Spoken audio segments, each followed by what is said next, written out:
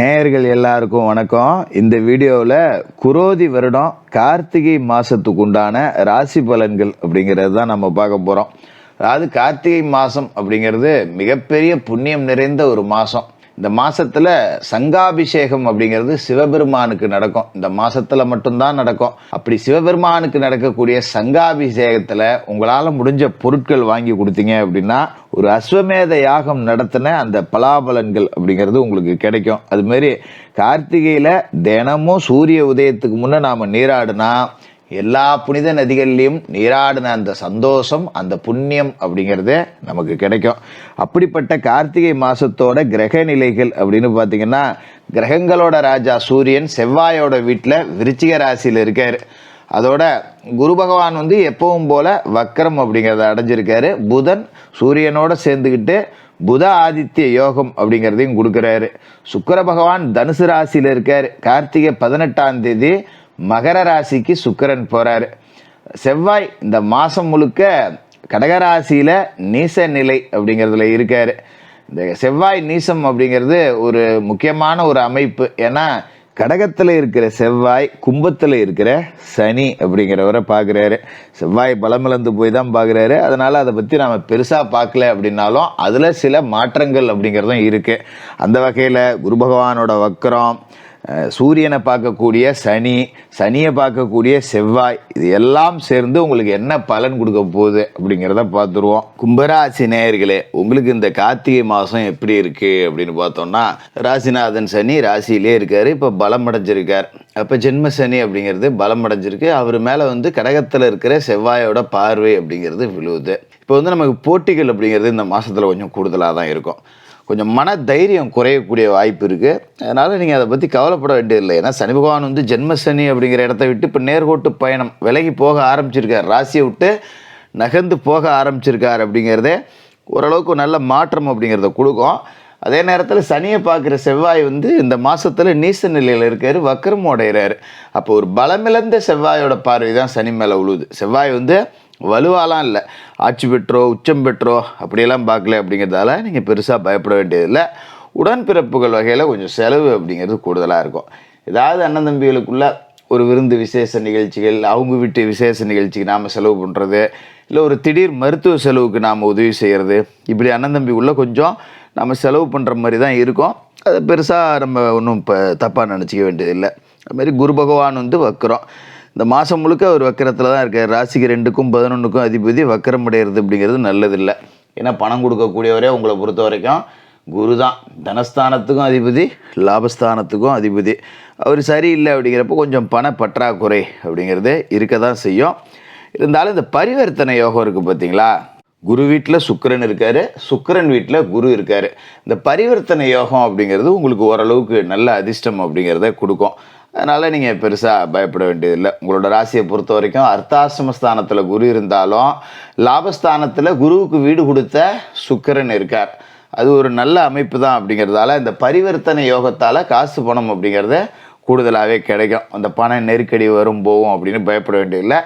ஏன்னா இந்த பரிவர்த்தனை யோகம் மட்டும் இல்லை அப்படின்னா ஜென்மசனி, சனி மேலே செவ்வாயோட பார்வை, இது எல்லாம் சேர்ந்து நம்மளை படாபாடுபடுத்தி இருக்கும். நல்ல வேலையாக இந்த தேவகுரு அசுரகுருவோட பரிவர்த்தனை யோகம் இருக்குது. அதாவது சுக்கிர பகவானுக்கு வீடை குரு பகவான் கொடுத்துருக்காரு, குரு பகவானுக்கு வீடு சுக்கிர பகவான் கொடுத்துருக்காரு. இவரோட வீட்டில் அவர், அவரோட வீட்டில் இவர் அப்படிங்கிறது தான் ஒரு பரிவர்த்தனை யோகம்.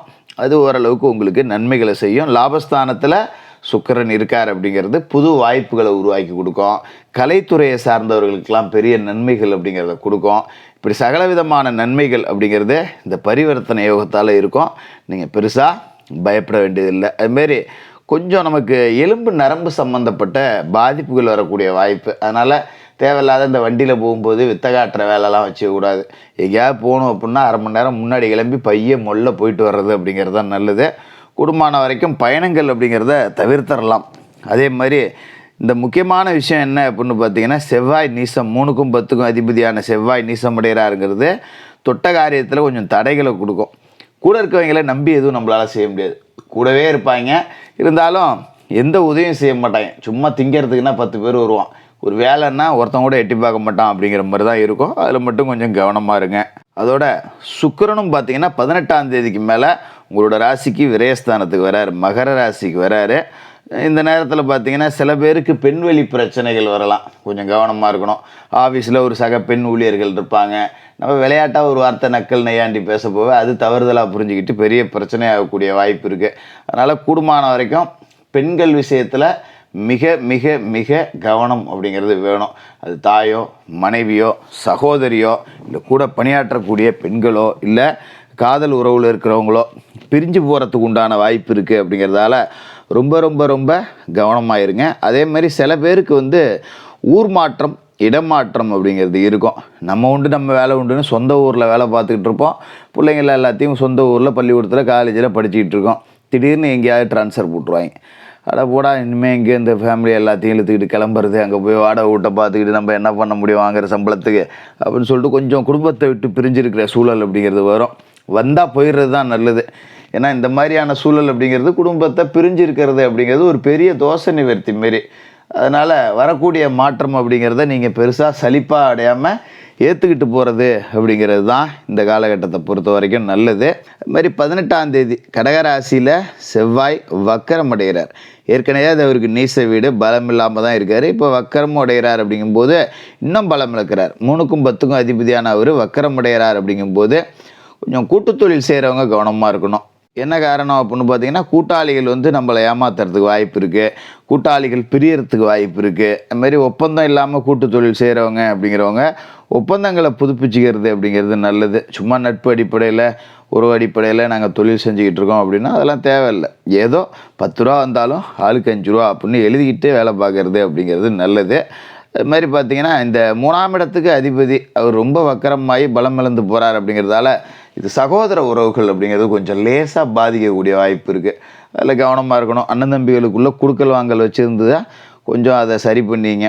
வாங்கியிருந்தா கொடுத்துருங்க, கொடுத்துருந்தா முல்லை வாங்கிக்கலாம் அப்படின்னு சொல்லிட்டு கடந்து போங்க. இல்லை இப்பயே எடுத்து வையே அப்படிங்கிற அளவுக்குலாம் போனோம்னா அது தேவையில்லாத பிரச்சனை வரும். இந்த பூமி காரகனே இந்த அளவுக்கு பாதிப்பு கொடுக்குறாரு. அப்படிங்கிறதால ஒரு சொத்துக்கள் பாகப்பிரிவினை செய்கிறதோ இல்லை ஒரு சொத்து கிரயம் பண்ணுறதோ இல்லை ஒரு சொத்து விற்கிறதோ இந்த மாதத்தில் வேண்டாம்.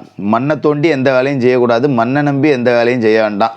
ஒரு போர் போடுறேன், ஒரு பயிர் ஒன்று வைக்கிறேன், கொள்ளையை ஓட்டி போட்டு புதுசாக பயிரை மாற்றி விவசாயம் பண்ண போகிறேன், இந்த மாதிரி எந்த புது முயற்சி அப்படிங்கிறதும் இந்த மாதத்தில் வேண்டாம். அதான் நல்லது. இதுக்கு முன்னே என்னென்ன செஞ்சுக்கிட்டு இருக்கீங்களோ அது அப்படி அப்படியே செஞ்சுக்கிட்டே இருந்தீங்க அப்படின்னாலே பெரிய பாதிப்புகள் அப்படிங்கிறது எதுவும் வராது. அது மாதிரி பொது வாழ்க்கையில் இருக்கிறவங்களுக்கு சில பேருக்கு புது பொறுப்புகள் அப்படிங்கிறது கிடைக்கும்.